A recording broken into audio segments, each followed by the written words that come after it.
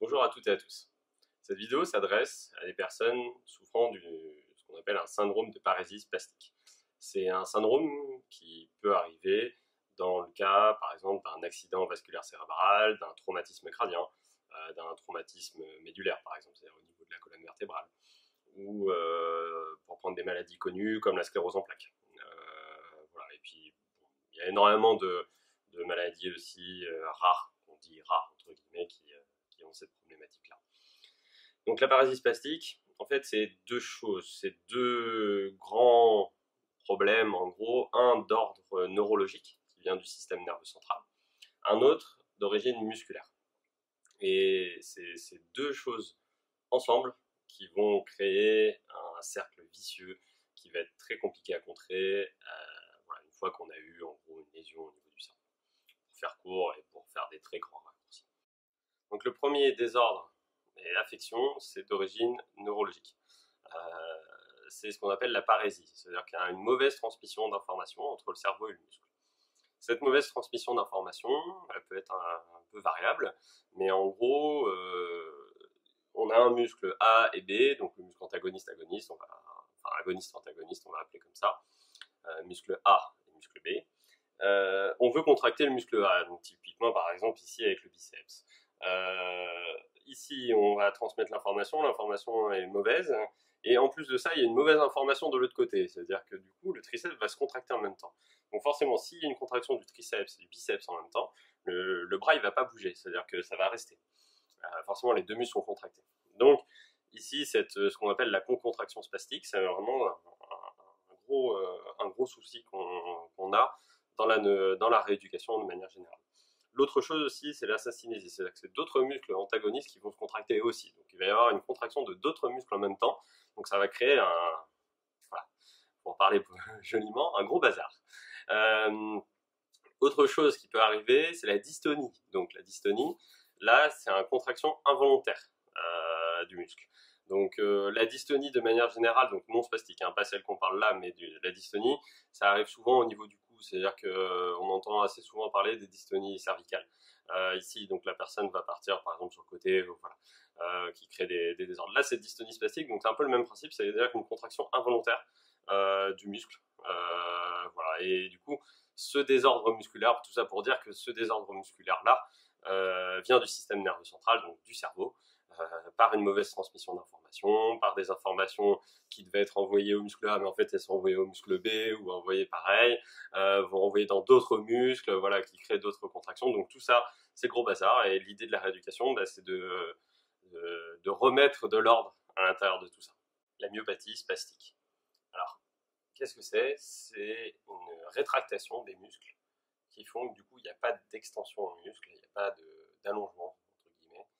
Le muscle verrouille, se contracte et surtout se raccourcit. Donc ça c'est la myopathie spastique. Donc du coup, si vous conjuguez, on a dit, donc ça veut dire le fait que ça se contracte les deux ensemble, qu'il y a des mouvements involontaires, qu'il y a une hyperactivité musculaire et qu'en même temps le muscle est raccourci, forcément tout ça fait que le muscle va se coller ici au corps, se recontracter, même se serrer très fort au niveau du poing, ici sur soi, pareil avec la jambe, donc ici une impossibilité de dégager, donc la jambe va faucher et vous allez vous retrouver dans une espèce de position de ce type.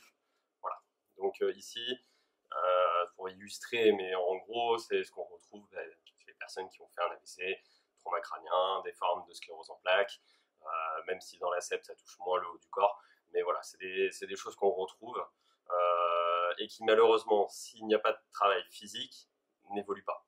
C'est-à-dire que, alors, il y a une légère évolution naturelle, entre guillemets, qui se fait dans ce qu'on dit souvent, c'est les 6 premiers mois, même si ça c'est très critiquable.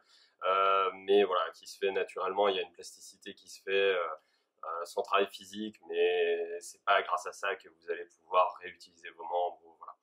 Donc, l'exercice physique, c'est actuellement le seul remède, le seul médicament qu'on peut donner et qui permette une amélioration motrice. C'est-à-dire que c'est grâce aux exercices que vous faites vous que vous allez pouvoir ressoulever un verre, boire avec, vous habiller plus facilement, etc., etc. Vous déplacer, avoir une meilleure posture, pouvoir vous relever d'un fauteuil, voilà, des choses comme ça. Et ça, il n'y a que le travail physique. C'est-à-dire qu'à un moment donné, voilà, nous, à Omega Neurosport, on fait travailler, nous on est dans l'idée vraiment de travailler ça pour que vous puissiez au maximum diminuer, voire arrêter tout ce qui va être des médicaments ou de la chimie en gros, qui va faire endormir le muscle. Donc, typiquement le baclofène par exemple, tous les traitements intratécaux, des choses comme ça qui font que les muscles sont endormis, donc ils sont encore moins actifs, donc en fait on ne peut plus travailler dessus. Donc en fait on met à mort le muscle d'une certaine façon, il est déjà pas bon et on endort encore plus.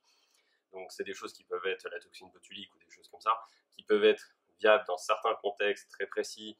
Voilà, avec le médecin rééducateur, vous voyez voilà, à quel moment c'est précis et c'est utile.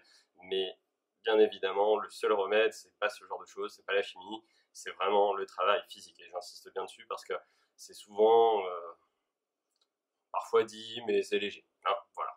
Et malheureusement, les personnes qui, par exemple, pour faire un AVC, vont parfois avoir qu'une prescription de séance de kiné dans la semaine.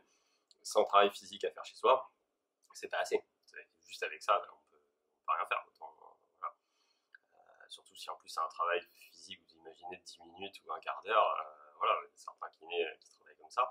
Bon, il y a d'autres, si on part sur 2 séances déjà d'1 heure dans la semaine, plus du travail à la maison, là c'est sérieux, là c'est intéressant.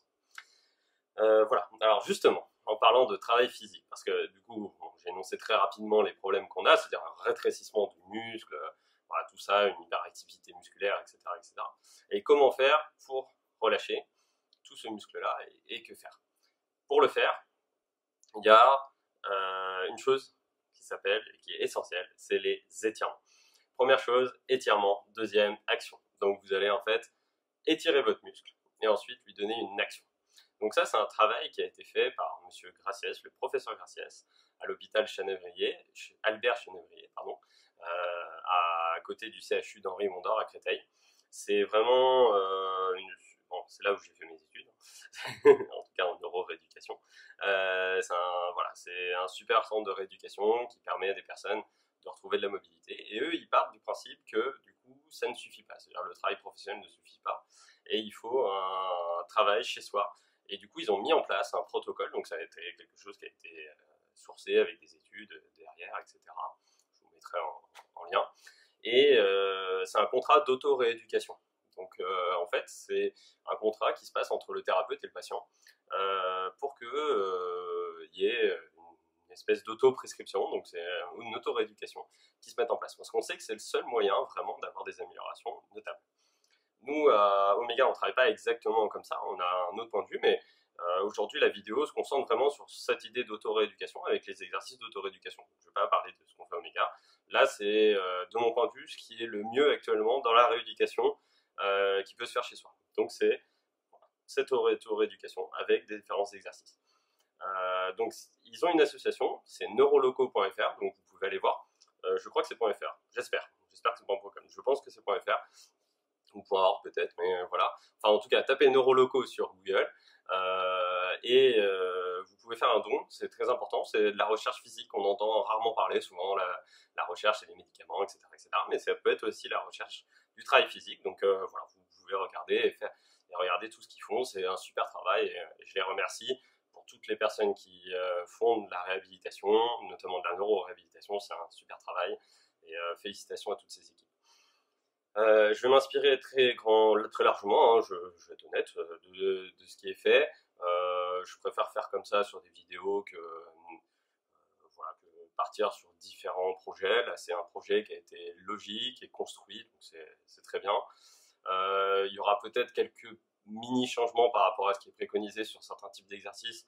Voilà, par un retour personnel que j'ai un peu empirique, où il y a certains types de travail, peut-être qu'avec certains objets ou tout, on peut faire quelque chose qui me paraît à mon niveau peut-être un peu meilleur, mais voilà, c'est discutable et dans l'idée de toute façon c'est la même chose. J'indiquerai de toute façon le muscle qui est sollicité et après il existe différents exercices. Hein, je veux dire, il n'y a pas un seul exercice pour un seul muscle, il existe différents exercices pour un muscle. Voilà. Donc l'idée principale, c'est d'étirer le muscle, puis ensuite le faire travailler. C'est voilà, cet enchaînement-là qui va être fondamental et qu'il faut vraiment bien comprendre. Et chez vous, donc là, sur cette première vidéo, je vais vous montrer tout ce qui est membre inférieur. et on fera une deuxième vidéo, donc avec une présentation qui sera peut-être la même, je sais pas comment exactement je vais faire, mais il y aura une deuxième présentation, et ce sera les membres supérieurs. Donc, les membres inférieurs aujourd'hui, les membres supérieurs sur une prochaine vidéo. On va commencer donc tranquillement avec les ischio-jambiers, on va voir tout ça, et je vous souhaite un bon courage pour l'entraînement. Sachez qu'il faut le faire le plus régulièrement possible, et si c'est tous les jours, surtout en ce moment, il n'y a pas d'excuse pour ne pas le faire tous les jours. Voilà, normalement, il n'y a pas de travail, en tout cas pour la majorité des personnes. Vous êtes confinés chez vous, donc même si vous êtes en télétravail, vous pouvez quand même bosser une fois dans la journée. C'est super important, et sachez qu'il n'y a absolument que ça actuellement dans la médecine moderne pour améliorer le syndrome de la paralysie spastique et du coup la mobilité suite à un AVC, un trauma crânien, une sclérose en plaques, etc. Donc bon courage pour votre entraînement, et je vous dis à tout de suite pour les exercices.